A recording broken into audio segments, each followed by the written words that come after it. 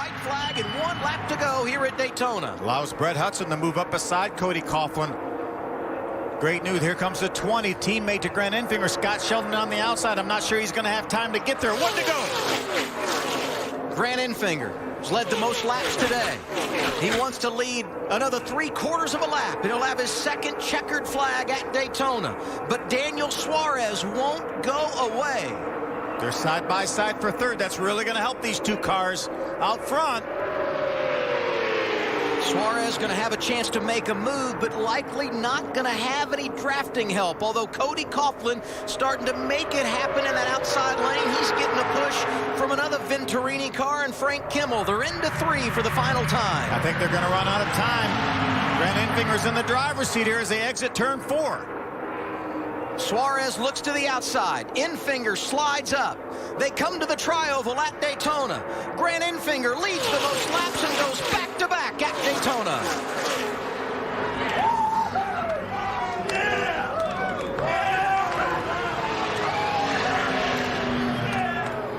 An outstanding job by Grant Enfinger here. We talked about the very top of the show, 2 guys that have been to victory lane here. Bobby Gerhardt, he got taken out in that wreck. Grant Enfinger won last year, and he goes back-to-back. 5 starts at Daytona, and Jim, his batting average is pretty good. 2nd career victory at the World Center of Racing coming today. Altman moves to the high side. That's going to allow Grant Enfinger there to flash under the white flag. Rocky Anderson signifying 1 lap to go for Grant Enfinger as he works his way through turns 1 and 2 and down the backstretch. Just a half a lap from history here for Grant Enfinger as he makes his way through turns 3 and 4 for the first time in ARCA Racing Series history.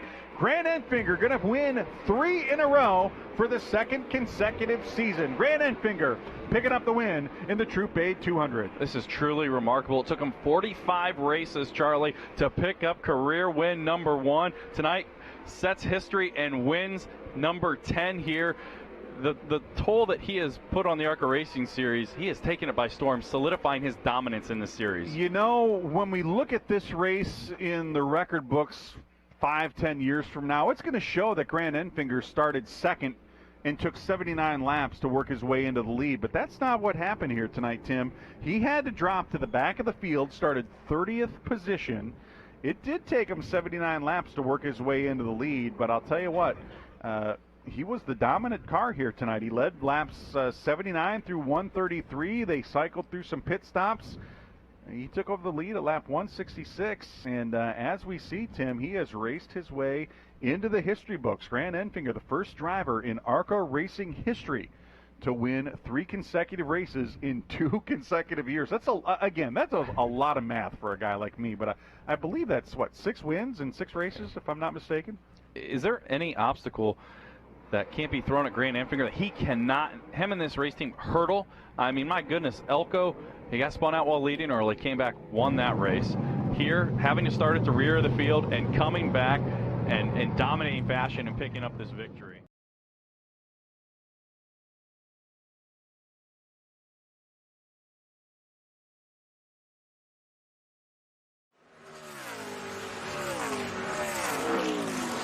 How about a championship night for Grant Enfinger, bringing home a 3rd place run? He didn't just dilly around there. He went out and raced it hard. There's Kevin Reed, called the shot for Mason Mitchell. He left him out. He ran the last 71 laps. We didn't think it was going to work. No, we didn't, but you know what? Great for Kevin Reed and great for Mason. This was a banner night for Mason Mitchell Motorsports, and they couldn't have executed any better. His last 3 starts this year, last 4 starts this year, 3rd, 1st, 2nd, and 1st. That Hoosier Tire Super Speedway Challenge is going to be very close, but it appears by finishing 9th tonight, Matt Krzyzewski will lock that one up. Maybe by about 5 points. Not by much. And unless I'm very much mistaken, I believe GMS Racing will have also locked up the Owners' Championship. Year it has been for that young man, and as we look at the points, we knew Enfinger had it in the bag, but a little bit of a switch here. Comes 2nd and 3rd. Yeah, we documented Josh Williams' problem with that right front tire. It cost him 2nd place in points. Austin Wayne Self finished 12th, but was just enough to edge Josh Williams by 10 points. Spencer, what do you think of this championship? Big deal for you and your team. I'll take it. On to next year. Let's go get another one. All right, that is Spencer Gallagher. We want to thank him for joining us on the broadcast tonight. As we look down through the list here, we see David Levine, who was in the fight for the Scott Brands Rookie of the Year. He will finish 5th in points. That is a great job for that young man who ran every race. And Bo Lamastus in 6th. Yeah, and how about Sarah Cornett-Ching? Solid year, 5 top 10 finishes for her. She ends up 7th in points.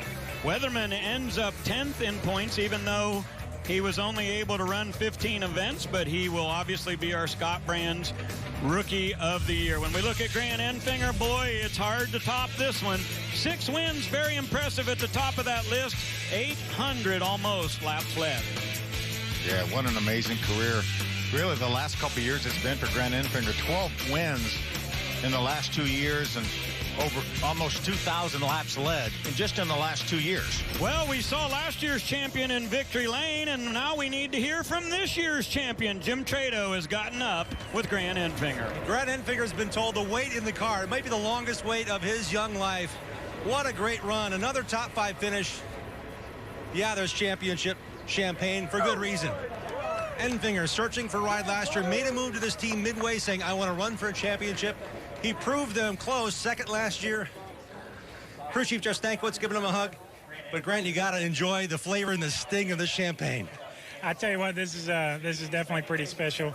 We want to make mention there's a bad tragedy happened here earlier in the week with 2 firemen here from Kansas City. So they're the real heroes. We're just the lucky ones that get to go out here and do what we love. So where's my dad out here? This has been a dream of ours since a long time. You know, it never was a possibility until here recently, and got a huge break with GMS Racing. So can't say enough about those guys. It's you know, always kind of been on the other end of the fence, you know, looking at guys like here, bringing the stuff that it took to win at the racetrack. And how about that? So 18-year overnight sensation. Yeah, so it's been a dream for a long time. So definitely means a lot that he's here, and he doesn't know anything about cars, but he shared the dream with me. So it's definitely really, really cool. And like I said, it's incredible to get an opportunity like this to be in equipment that should do exactly what we're doing right here. And we went out and did it. And it's all these guys that worked all day, all night from Daytona on. And like I said, big night for Champion Power Equipment. Wish we could have got them a win.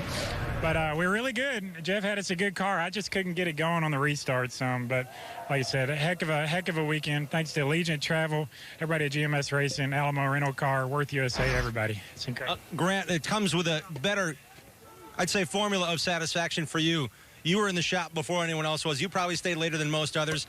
How much more gratifying knowing you wanted to prove to this team you could do the championship run this year that got away from you last year? You know, it's all these guys. I mean, I was never there alone, and like I said, all these guys put a lot more effort than they had to. All of them sacrificed a whole lot, but it means the most to me for, you know, Mari Gallagher and Ron Booth are the ones that took a chance on us. They didn't have to do this, and I feel like we proved them right tonight. So they weren't as concerned about the owner points, but I really was. So that's going to be a big deal there at the banquet. So I'm glad we can bring both trophies home to GMS Racing.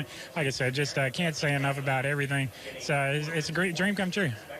Owners champion, drivers champion, GMS Racing and Grant Enfinger hoisting the champagne with good reason. They are the champions of 2016 in the ARCA Racing Series presented by Menards. Well, thank you, Jim, and that's Nick Moncher in the background. Congratulations also to Kelly Kotsky and Jeff Stankiewicz, who have crew chief for Grant this year. Here's some of the other awards. Chevrolet gets the manufacturer championship. We've mentioned Weatherman, how well he did. And finally, how about that? Kurzieski holds on for the Super Speedway Challenge. Yeah, just by 5 points. What a great job by that team. Only thought they were going to run 2 races when the season started. Ended up running all the Super Speedway races. 9 consecutive seasons we've had a different champion in the ARCA Racing Series. And what a year it has been. 10 first-time winners in this division, and Grant Enfinger gets 6 victories. Tonight, though, it was Mason Mitchell who was in victory lane.